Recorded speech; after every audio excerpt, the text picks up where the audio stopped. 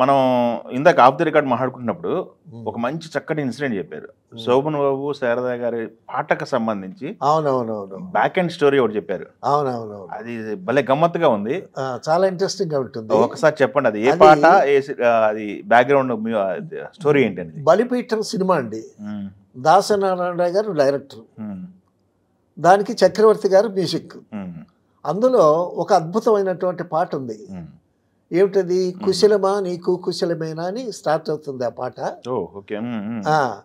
ఆ పాట రాసింది మహాకవి దేవులపల్లి కృష్ణశాస్త్రి గారు. సో మ్యూజిక్ సిట్టింగ్కి అందరూ కూర్చున్నారు. కృష్ణశాస్త్రి గారు వచ్చి అప్పుడే కూర్చున్నారు. కృష్ణశాస్త్రి గారు అంటే పక్కన మీరు ఉంటారు? పక్కన నేను డెఫినెట్గా ఉంటాను కదా. సో కూర్చున్నారు. కూర్చున్న తర్వాత ఆలోచిస్తున్నారు. కృష్ణశాస్త్రి గారు పాట, డైరెక్టర్ కదా, దాసనారాయణ గారు డైరెక్టర్. బలిపీఠం చాలా అద్భుతంగా ఆడింది ఆ సినిమా. ఈయన రాస్తున్నారు, దాసనారాయణ గారికి చూపిస్తున్నారు. స్క్రిప్లింగ్ ప్యాడే, చిన్న ఇంతే ప్యాడ్ ఉంటుంది. దాని మీద ఎప్పుడు 2-3 పెన్నులు ఉంటాయి కృష్ణశాస్త్రి గారికి. ఆ స్క్రిప్లింగ్ ప్యాడ్ మీద రాస్తారనమాట. వోకల్ కార్డ్స్ రిమూవ్ చేశారు కాబట్టి ఆయన రాస్తూ ఉంటారు. దాసనారాయణ గారిని అడిగితే ఏదో చెప్తున్నారు. సో కృష్ణశాస్త్రి గారు ఏదో రాస్తున్నారు. కృష్ణశాస్త్రి గారు రాస్తున్నారు, దాసనారాయణ గారు చూస్తున్నారు. వీళ్ళిద్దరిని గమనిస్తూ మ్యూజిక్ డైరెక్టర్ ఉన్నాడు చక్రవర్తి గారు. ఇంతలోకి ఒక పెద్ద ఆయన, ఒక ఫిలిం పర్సనాలిటీ, ఒక ఆయన పెద్ద ఆయన వచ్చాడండి. వచ్చి కృష్ణశాస్త్రి గారిని చూసి, మహాకవి కదా దేవులపల్లి కృష్ణశాస్త్రి గారు, అసలు ఆయన చూడంగానే దండం పెట్టాలని అనిపిస్తుంది. అసలు మనిషి తెల్లగాను, ఉంగరాల జుట్టు, మంచి వర్చస్సు, మొహం కళ వెలిగిపోతూ ఉంటుంది. అంత అందగాడు దేవులపల్లి కృష్ణశాస్త్రి గారు. ఆయన్ని పాత సినిమాల్లో శ్రీనాథుడు క్యారెక్టర్ కూడా వేయమన్నారంట, అంత బాగుంటాడు. తర్వాత తెల్ల డ్రెస్. సో వచ్చినటువంటి పెద్ద ఆయన కృష్ణశాస్త్రి గారిని చూసి, నమస్కారం కృష్ణశాస్త్రి గారు అని విష్ చేశాడు.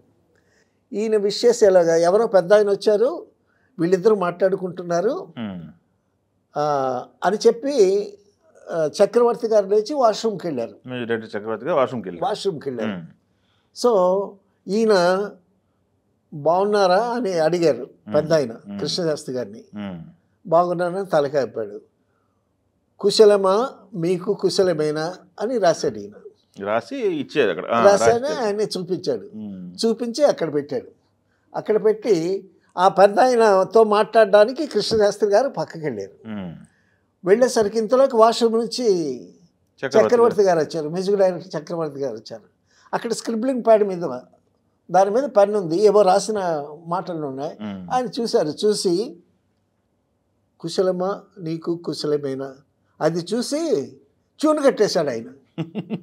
అది పాట పల్లవి అనుకున్నాడు ఆయన. కుశలమా నీకు కుశలమేనా అని చూను కట్టేశాడు. సో తర్వాత తెలిసింది ఏంటంటే, ఆయన్ని వచ్చిన పెద్ద ఆయన్ని ఈయన్ని పరామర్శిస్తూ మీరు బాగున్నారని అడిగినటువంటి మాటలు అనేటటువంటి విషయం తర్వాత తెలియంది. కానీ ఈయన రాసిన లైన్స్లోనే ఒక మంచి పల్లవి వచ్చేసింది. దాన్నే కంటిన్యూ చేస్తూ కృష్ణశాస్త్రి గారు పాట పూర్తి చేశారు. చాలా అద్భుతమైనటువంటి పాట.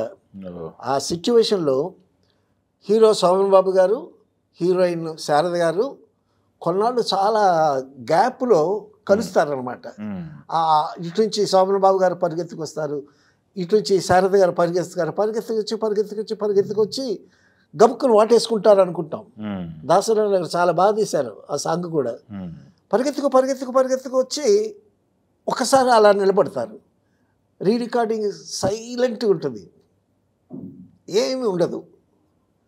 అప్పుడు స్టార్ట్ చేస్తాడు శోభన్ బాబు, కుశలమా నీకు కుశలమేనా అని స్టార్ట్ చేస్తాడు. స్టార్ట్ చేస్తే ఈవిడ కూడా కుశలమే అని ఈవిడ రిప్లై ఇస్తుంది. చాలాళ్ళు కలిశారు కదా. అప్పుడు శోభన్ బాబు గారు క్షేమ సమాచారాలు అడుగుతాడు. చిన్న తల్లి ఏమంది, నాన్న ముద్దు కావాలంది అని ఈవిడ రిప్లై ఇస్తుంది. అప్పుడు మళ్ళీ ఈయన పాడతాడు, పాలుగారు చెక్కిలిపై పాపాయికి ఒకటి, తేనెలూరు పెదవుల పైన దేవి గారికొకటి అని రిప్లై ఇస్తాడు ఈయన.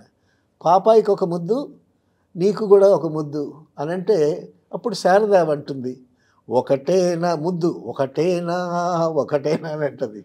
ఎన్నైనా ఎన్నెన్నో అని నేను పాటాడుతుంటాడు. సో ఒక మంచి గ్యాప్లో భార్యాభర్తలు కలుసుకుని ఆ ఉండేటటువంటి ఆ ఎమోషన్స్ ఎంత అద్భుతంగా డిపిక్ట్ చేస్తూ రాశారు. దాసనారాయణ గారు తీశారు. చాలా గొప్ప పాట అయింది అది. ఆ విధంగా పాట పుట్టిన వేళ అని శ్రీనారాయణ రెడ్డి గారు ఒక పెద్ద శీర్షిక రాశాడు. ఒక్కొక్కసారి పాట ఎలా పుడుతుందని, ఒక్కొక్క పాట పుట్టేటటువంటి పాటకు కూడా ఒక జన్మస్థానం ఉంటుంది. అలాగే డివి నరసరాజు గారు కూడా చెప్పేవాళ్ళు. ఆయన రాసిన కథ గురించి చెప్పేవాడు. రాముడు భీముడు కథ అయిందే కదా, ఆ కథ వయస్సు 7 ఏళ్ళు అన్నాడు ఆయన. ఇదేంటండి కథకు కూడా వయసు ఉంటుందా అని అడిగాను నేను. అవునయ్యా, నేను రాసుకొని 7 ఏళ్ళు ఉంది ఆ కథ నా దగ్గర, తర్వాత రామానాయుడు దగ్గరికి వెళ్ళింది అని చెప్పుకొచ్చాడు. సో పాట పుట్టిన వేళ, కథ పుట్టిన వేళ అవి మంచి ముహూర్తంలో పుట్టేయేమో, అద్భుతంగా తయారయ్యి ప్రజల్ని అలరించినటువంటి కొన్ని చక్కని సంఘటనలు. ఓకే, థ్యాంక్ యూ అండి.